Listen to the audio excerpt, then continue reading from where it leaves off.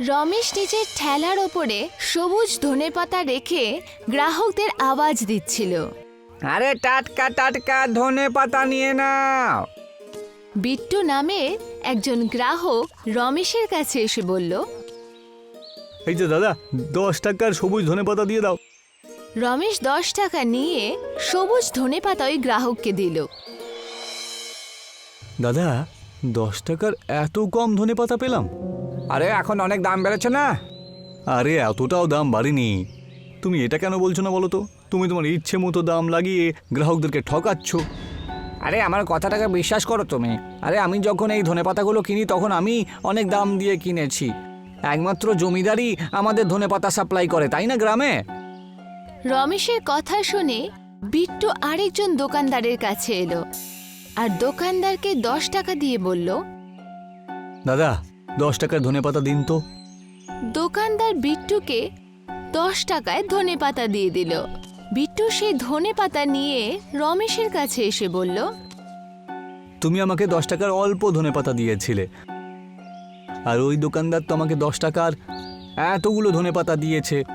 দাও, আমার পয়সা আমাকে ফিরিয়ে দাও। তোমার ধনেপাতা আমি কিনতে চাই না। আর শুধু আমিই না, এই গ্রামের কেউ আর তোমার কাছ থেকে ধনেপাতা কিনবে না। আরে তুমি তো লুটপাট করছো ভাই। বিট্টু রেগে গিয়ে ওখান থেকে চলে গেল। রমেশ সন্ধেবেলায় নিজের বাড়িতে গিয়ে নিজের বউ স্বাতীর সাথে কথা বলতে শুরু করলো। আমি একটা জিনিস বুঝতে পারি না স্বাতী, যে দোকানদারেরা সস্তাতে এত ধনেপাতা গ্রাহকদেরকে কি করে দিতে পারছে বলো তো? এর ফলে তো আমি ভালো করে ব্যবসাও করতে পারছি না গো। জানি না তোমার কখন বুদ্ধি হবে। আরে তুমি এটা কেন বুঝতে পারো না? ওই জমিদার তোমাকে অনেক দামি ধনেপাতা বেচে আর ওই বড় দোকানদারকে সস্তায় ধনেপাতা দেয়। কিন্তু জমিদার বাবুর এতে কি লাভ হবে বলো তো?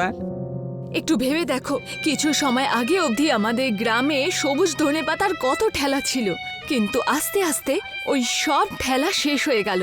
এখন শুধু এই গ্রামে একমাত্র তুমি সবুজ ধনেপাতা বিক্রি করো।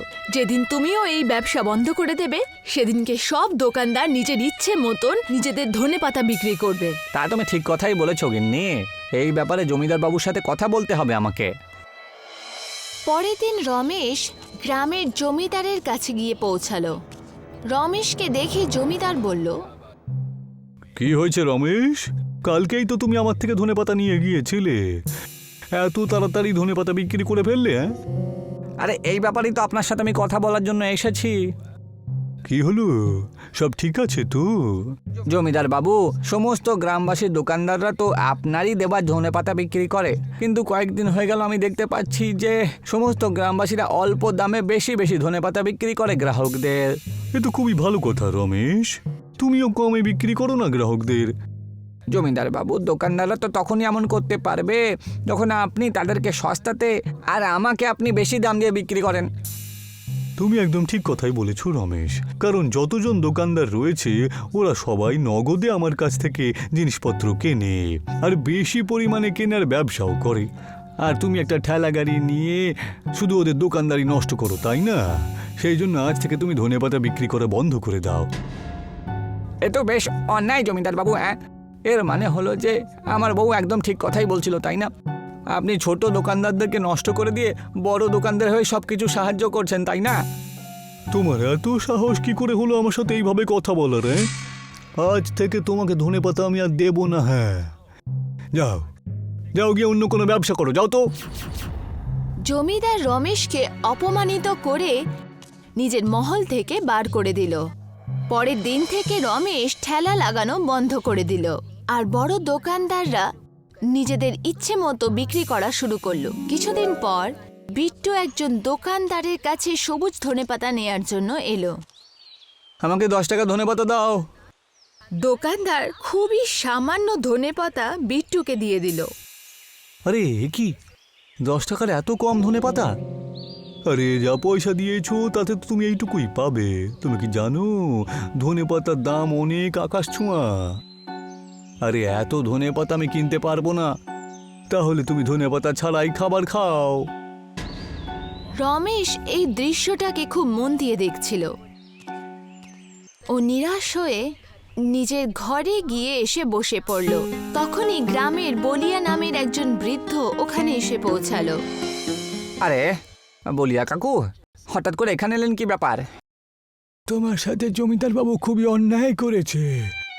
জমিদার বাবুর এমন করাটা উচিত হয়নি। এখন আর কি বলি কাকু, আমি তো শুনেছি যে কোনো এক যুগে আপনি আপনার জমিতে অনেক বেশি ধনেপাতা চাষ করতেন, তাই না? আরে সেই সময় তো আমি দোকানদারদেরকে ধনেপাতা ফ্রিতেই দিয়ে দিতাম। কিন্তু এখন তো সময় পাল্টে গেছে কাকু। আরে সময় পাল্টাতে পারে, এতে কোনো সন্দেহ নেই বাবা, কিন্তু ধনেপাতার ওই জাদু এখনো গ্রামবাসীদের মুখে রয়েছে। এটা শুনে রমেশ খুব চমকে উঠল। আমি আপনার কথা ঠিক করে বুঝতে পারলাম না কাকু। রমেশ, গ্রামবাসীদের সমস্ত লোকজন মনে করে যে আমি আমার জমিতে ধনেপাতা আগে চাষ করতাম, কিন্তু এটা তো সত্যি নয়। আসল ব্যাপারটা হলো ওই সময় আমি ধনেপাতা একটা গ্রাম থেকে নিয়ে আসতাম, বুঝলে, যেটা একটা জাদুর গ্রাম। ওই জাদুর ধনেপাতা গ্রামের দরজা কোথায় খোলে সেটা শুধু আমি জানি। আমি চাই তুমি ওই জাদুর ধনেপাতার গ্রামে যাও আর ওখান থেকে ধনেপাতা নিয়ে এসে সমস্ত গ্রামবাসীদেরকে ফ্রিতে বিক্রি করে দাও। তারপরে তুমি চমৎকার দেখতে থাকবে। বলিয়া কাকু, আপনি আমার সাথে মশকরা করছেন না তো? না না, মস্করা না।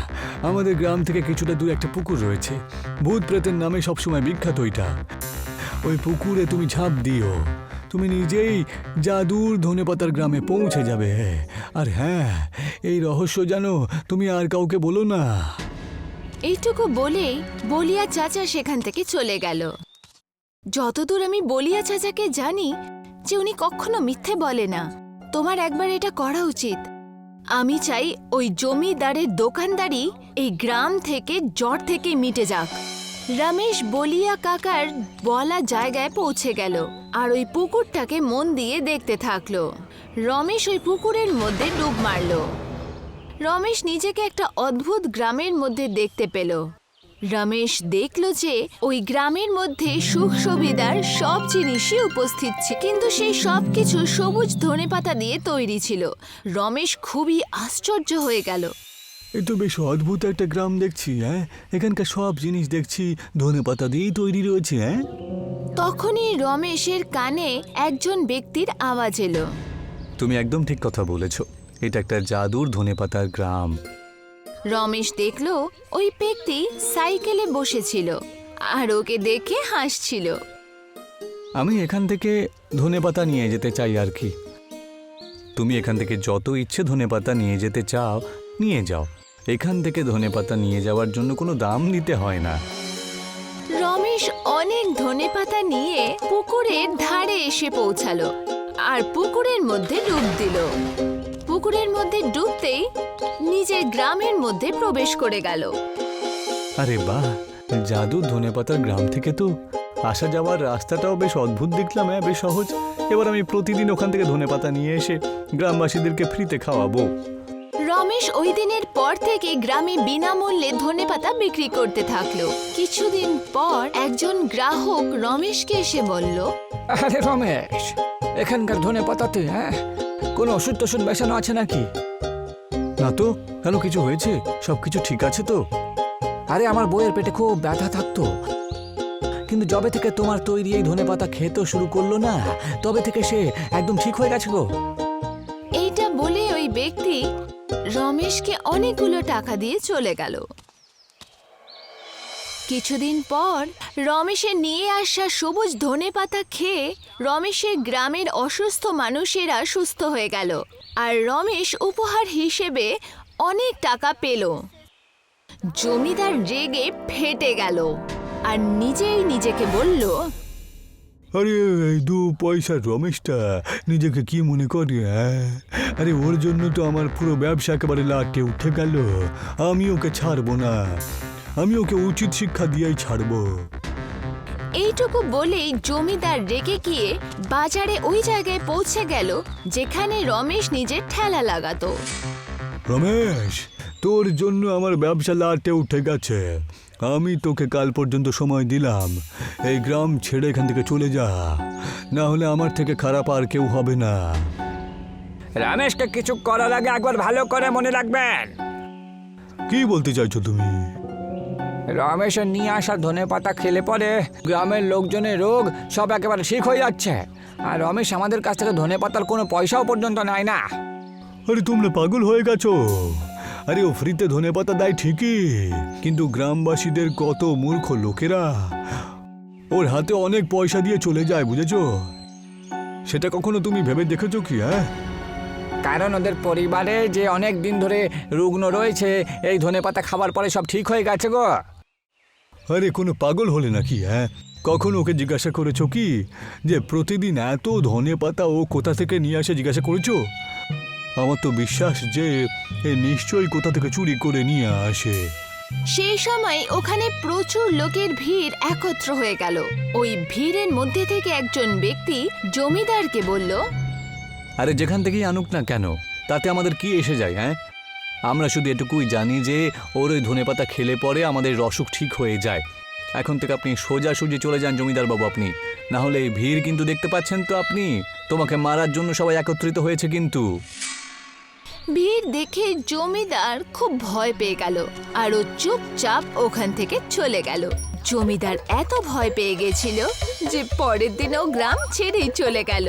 রমেশের বউ স্বাতি রমেশকে বলল, আমি তোমাকে বলেছিলাম না যে বলিয়া চাচা কখনো মিথ্যে বলেন না। তুমি একদম ঠিক কথাই বলেছিলে স্বাতি। তখনই বলিয়া চাচা এসে উপস্থিত হলো আর রহস্যময় ভাবে হেসে রমেশের দিকে তাকিয়ে বলল, কি বলেছিলাম আমি তোমাকে? ওই জাদুর ধনেপাতার গ্রাম থেকে ধনেপাতা নিয়ে আসার পরে ওর চমৎকার তুমি দেখতে পাবে। বলিয়া চাচার কথা শুনে রমেশ আর ওর বউ দুজনে হাসতে শুরু করলো।